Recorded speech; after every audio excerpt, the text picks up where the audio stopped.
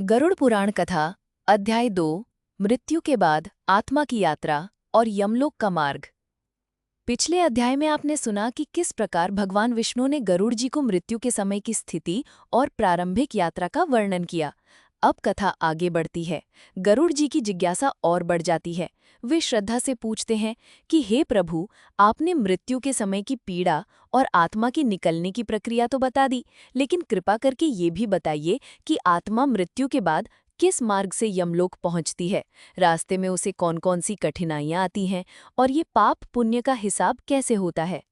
भगवान विष्णु गरुड़ जी की जिज्ञासा का समाधान करते हुए कहते हैं कि हे गरुड़, जब प्राणी का शरीर छूट जाता है तब उसकी आत्मा सूक्ष्म शरीर के साथ यमदूतों के द्वारा यमराज के लोक की ओर ले जाई जाती है। ये यात्रा 1 वर्ष की होती है, लेकिन आत्मा को लगता है मानो अनंत युग बीत गए हों। इस मार्ग को पितृयाण मार्ग कहा गया है। रास्ते में आत्मा को अपने जीवन के हर अच्छे बुरे कर्म का स्मरण होता है। यमदूत उसके साथ कठोर व्यवहार करते हैं।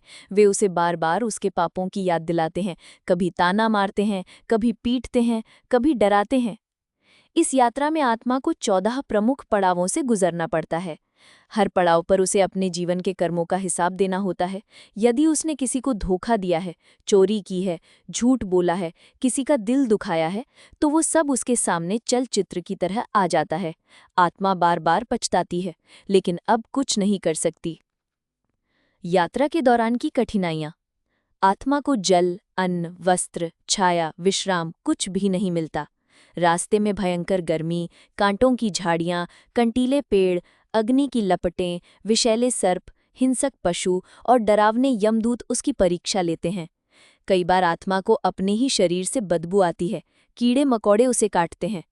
वैतरणी नदी पार करते समय आत्मा को अपने पापों का भार महसूस होता है। जितना अधिक पाप, उतनी अधिक पीड़ा।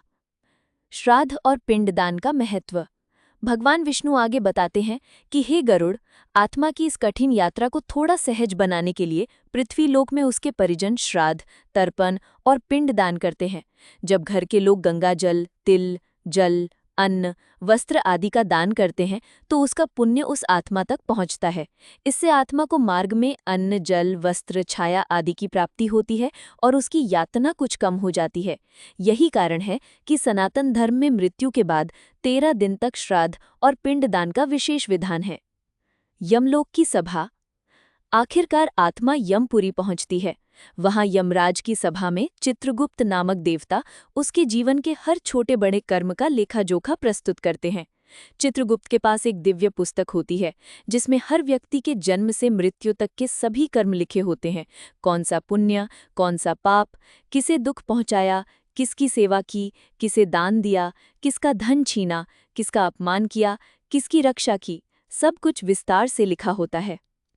यमराज, न्याय के देवता, उसी हिसाब से आत्मा का निर्णय सुनाते हैं।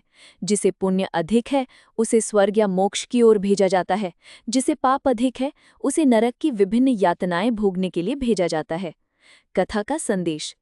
भगवान विष्णु गरुड़ से कहते हैं कि हे गरुड़, इसलिए मनुष्य को चाहिए कि वो जीवन में सदा धर्म, सत्य, दया और भक्ति का पालन करे।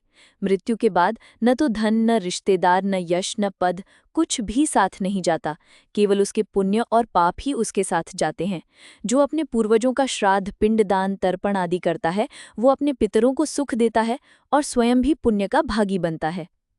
इस प्रकार गरुड़ पुराण के दूसरे अध्याय में आत्मा की मृत्यु के बाद की यात्रा, श्राद्ध, पिंडदान का महत्व और यमलोक में चित्रगुप्त द्वारा कर्मों का लेखा-जोखा प्रस्तुत करने की कथा विस्तार से वर्णित है।